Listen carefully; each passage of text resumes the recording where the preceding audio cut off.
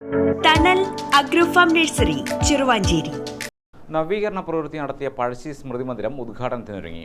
March 2 വൈകിട്ട് 6 മന്ത്രി PA Muhammad Riyas ഉദ്ഘാടനം നിർവഹിക്കും. കിഫ്ബിയിൽ നിന്നും 2.64 കോടി രൂപ ചെലവിട്ടാണ് ടൂറിസം വകുപ്പിന്റെ നേതൃത്വത്തിൽ പഴശ്ശി സ്മൃതി മന്ദിരം നവീകരിച്ചത്.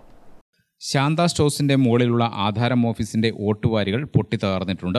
ഓടുകൾ വീണതോടെ കച്ചവടക്കാർ പരിഭ്രാന്തിയിലായി. അകത്തുണ്ടായിരുന്നവർ പെട്ടെന്ന് പുറത്തിറങ്ങി മാറിയതിനാൽ അപകടത്തിൽപ്പെട്ടില്ല. സംഭവ സമയത്ത് ആധാരം എഴുത്ത് ഓഫീസിലെ ജീവനക്കാരായ C. രാജി, രജിന എന്നിവർ താഴേക്ക് ഓടി രക്ഷപ്പെടുകയായിരുന്നു. സംഭവം നടന്ന ഉടനെ നാട്ടുകാരും നഗരസഭ ആരോഗ്യക്ഷേമകാര്യ സ്റ്റാൻഡിംഗ് കമ്മിറ്റി ചെയർമാൻ COT ഷബീറിന്റെ നേതൃത്വത്തിൽ കൗൺസിലർമാരും രക്ഷാപ്രവർത്തനത്തിന് നേതൃത്വം നൽകി.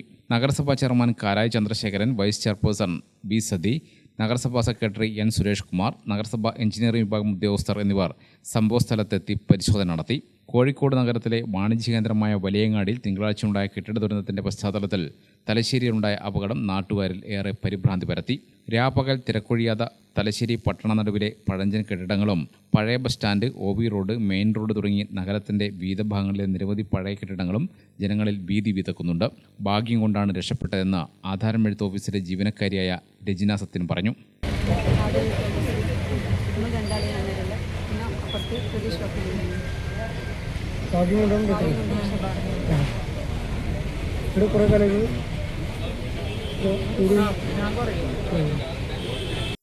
നഗരത്തിൽ പല ഭാഗങ്ങളിലും അപകടാവസ്ഥയിലായ കെട്ടിടം ഏറെയുണ്ട്.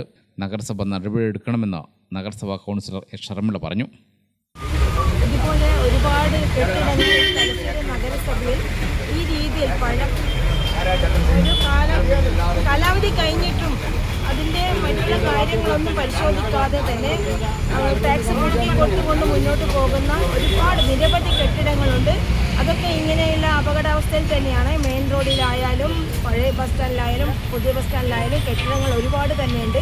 ഇതൊക്കെ ഒരു പുനർനിർണയം നടത്തിക്കൊണ്ട് തലശ്ശേരി നഗരസഭ നല്ല രീതിയിൽ തന്നെ മുന്നോട്ട് പോയാൽ മാത്രമേ ജനങ്ങളുടെ ജീവന് ഭീഷണിയായിരിക്കുന്ന ഈ കെട്ടിടങ്ങളിലൊക്കെ പ്രശ്നമില്ലാത്ത രീതിയിൽ ചെയ്തുകൊണ്ട് മുന്നോട്ട് പോകണം എന്നുള്ളൊരു ആവശ്യമാണ് നാട്ടുകാർക്കുള്ളത്. അത് പരിശോധന വിധേയമാക്കിക്കൊണ്ട് കെട്ടിടങ്ങളുടെ നികുതി പുതുക്കി കൊടുക്കുന്ന കാര്യത്തിലും ഒരു ആലോചന അത്യാവശ്യമാണ്. അപകടാവസ്ഥയിലായ കെട്ടിടത്തിന്റെ ഉടമകൾക്ക് നഗരസഭ നേരത്തെ നോട്ടീസ് നൽകിയെങ്കിലും നഗരസഭ ഒരു നടപടിയും സ്വീകരിച്ചില്ലെന്ന് കോൺഗ്രസ് നേതാവ് PB രാധാകൃഷ്ണൻ പറഞ്ഞു.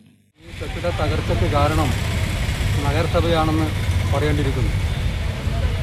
ഇപ്പോൾ സാധാരണക്കാരൻ മുനിസിപ്പാലിറ്റി ഒരു പ്ലാൻ കൊടുത്താൽ അനാവശ്യമായ നിയമക്കുരുക്കും മറ്റു പ്രശ്നങ്ങൾ സൃഷ്ടിച്ചുകൊണ്ട് അതെങ്ങനെ അതിനെപ്പറ്റി അത് കാലതാമസപ്പെടുത്താം അല്ലെങ്കിൽ എങ്ങനെ ഒഴിവാക്കാം എന്ന് ചിന്തിക്കുന്ന നഗരസഭ ഇത്തരം കെട്ടിടങ്ങളുടെ കാര്യത്തിൽ ഒരു സമീപനം സ്വീകരിക്കുന്നില്ല എന്നുള്ളത് പ്രതിഷേധാർഹമായ വസ്തുതയാണ്. തലശ്ശേരിയിലെ ഒട്ടേറെ കെട്ടിടങ്ങൾക്ക് പൊളിച്ചു മാറ്റണമെന്നും ആവശ്യപ്പെട്ടുകൊണ്ട് നോട്ടീസ് നൽകിയ കെട്ടിടങ്ങൾ പോലും ഇപ്പോൾ പ്രവർത്തിച്ചുകൊണ്ടിരിക്കുന്ന കാഴ്ചയാണ് നഗരത്തിൽ കണ്ടുകൊണ്ടിരിക്കുന്നത്. അതുകൊണ്ട് തന്നെ ഇത്തരത്തിലുള്ള നഗരസഭയുടെ തെറ്റായ സമീപനം തിരുത്തണം എന്നാണ്. അപകടം പറ്റിയ കെട്ടിടത്തിന്റെ എല്ലാ ഭാഗങ്ങളും നഗരസഭ എഞ്ചിനീയറിംഗ് വിഭാഗം പരിശോധിച്ചിട്ടുണ്ട്. നഗരത്തിലെ പഴയ കെട്ടിടങ്ങൾ പരിശോധിച്ചു വരികയാണെന്ന് നഗരസഭാ ചെയർമാൻ കാരായി ചന്ദ്രശേഖരൻ പറഞ്ഞു.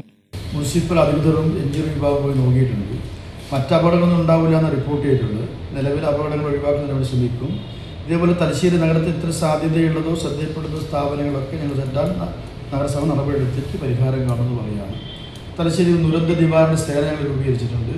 ചെയർമാനായിക്കൊണ്ട് മുനിസിപ്പൽ സെക്രട്ടറി ആയിക്കൊണ്ടും ഒരു കമ്മിറ്റി ഉണ്ട്. അത് പരിശോധിച്ചുകൊണ്ട് മുന്നോട്ട് പോകാൻ തീരുമാനിച്ചിട്ടുണ്ട്. കഴിഞ്ഞ വർക്ക് ഗ്രൂപ്പിൻ്റെ തലശ്ശേരി മുനിസിപ്പാലിറ്റി വികസന സെമിനാറിന് പ്രധാന അജണ്ടയായിട്ട് വർക്ക് ഗ്രൂപ്പ് ചർച്ചയിൽ രൂപപ്പെടുത്തിയിട്ടുണ്ട്. ഗ്രാമിക ന്യൂസ് തലശ്ശേരി.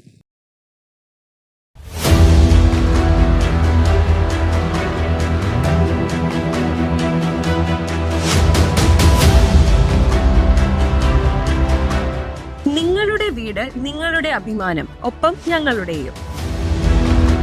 വീടും പരിസരവും പ്രകൃതിയുടെ വൈവിധ്യം കൊണ്ട് സമ്പന്നമാക്കാൻ tunnel agrofarm and nursery Cheruvanchery. Bonsai, ornamental, exotic, indoor, outdoor fruit പ്ലാന്റുകളുടെ വിപുലമായ ശേഖരം. ലാൻഡ്സ്കേപ്പിംഗ്, ഡിസൈനിംഗ് ആൻഡ് ഗാർഡനിംഗ് രംഗത്ത് വിദഗ്ധരുടെ സേവനം. ഇനി നിങ്ങളുടെ പൂന്തോട്ടം മനസ്സുപോലെ മനോഹരം. The biggest nursery in Kannur district since 1997, approved by Government of Kerala.